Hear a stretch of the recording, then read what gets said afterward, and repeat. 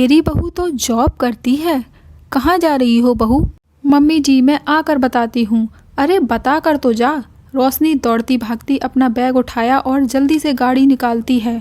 अरे इतने दिनों बाद गाड़ी से?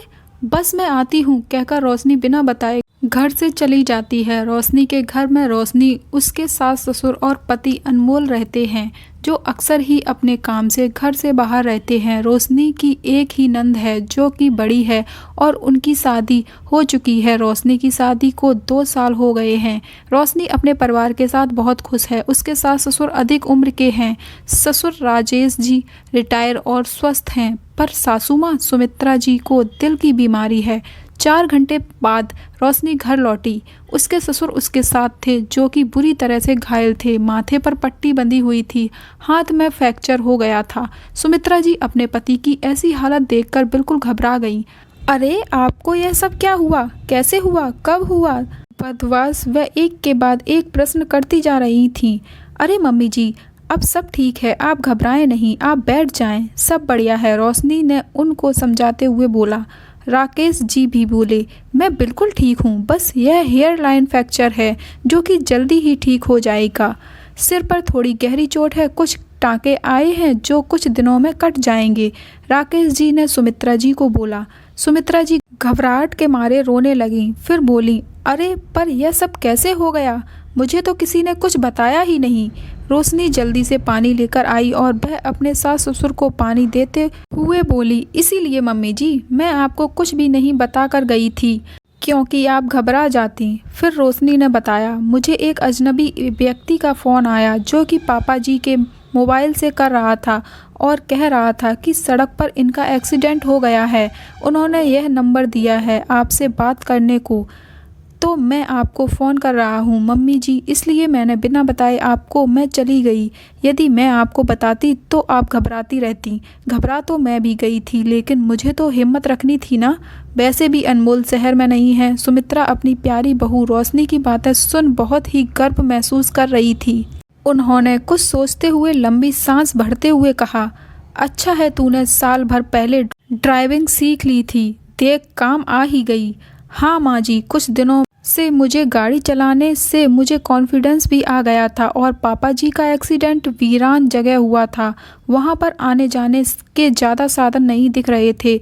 और हाँ, अपनी गाड़ी से मैं सही समय पर पहुँच गई। डॉक्टर ने बोला आप इनको और थोड़ा देर में लाती तो काफ़ी ब्लीडिंग हो जाती, फिर इनको कोमा में जाने का डर था। सर पर गहरा घाव है, पर चिंता की कोई भी बात नहीं है, डॉक्टर ने सिटी स्कैन करके बता दिया है, सब सही है।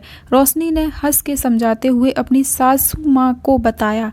सुमित्रा जी भी रोशनी को देखकर खुशी से मुस्कुराने लगी। आज उनकी बहू ने इतनी समझदारी से एक बेटे जैसा काम किया। राकेश जी को देखने 2 दिन बाद पड़ोस के वर्मा जी आए। उनकी बहू बैंक में जॉब करती थी। उनको अपनी बहू के इस बात पर बड़ा गर्व था कि मेरे बेटा बहू दोनों ही कमाते हैं, और वह बातों बातों में अपनी बहू की कमाने की तारीफ करते ही रहते और कहीं ना कहीं रोशनी को नीचा दिखाने की कोशिश करते थे। अनमोल की बिल्कुल भी इच्छा नहीं थी कि रोशनी नौकरी करे। पढ़ी लिखी तो थी वह, पर अनमोल कहता था तुम घर में ही रहो, नौकरी करने के लिए मैं काफ़ी हूँ। तुम मेरे माँ बाप और अपना ध्यान रखो, खुश रहो और ज़िंदगी का मज़ा लो, मेरे लिए यही काफ़ी है। रोशनी को भी नौकरी करने की कोई ख़ास इच्छा नहीं थी, इसीलिए उसने भी नौकरी करने की कोई भी जिद नहीं की। वह अपने सास ससुर के साथ मज़े से घर में आराम से रहती थी। उस दिन भी वर्मा जी अपनी बहू की तारीफ कर रहे थे।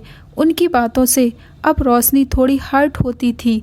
यह बात सुमित्रा जी को भी महसूस होने लगी थी, इसीलिए सुमित्रा जी बातों ही बातों में उस दिन वर्मा जी को बोली कि मेरी बहू नौकरी नहीं करती है तो क्या हुआ, वैसे तो बहुत ही सुशील, संस्कारी तथा होशियार है, समय के साथ सही निर्णय लेकर हम लोगों का पूरा ध्यान रखती है। आज राकेश जी हम लोगों के सामने हैं तो सिर्फ रोशनी की वजह से हैं।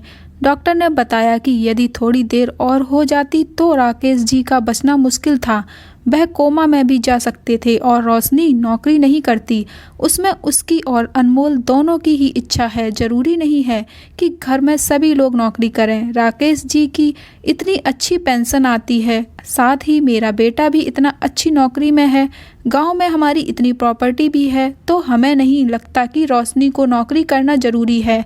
आज सुमित्रा जी की बात सुनकर वर्मा जी अपना सा मुंह लेकर रह गए।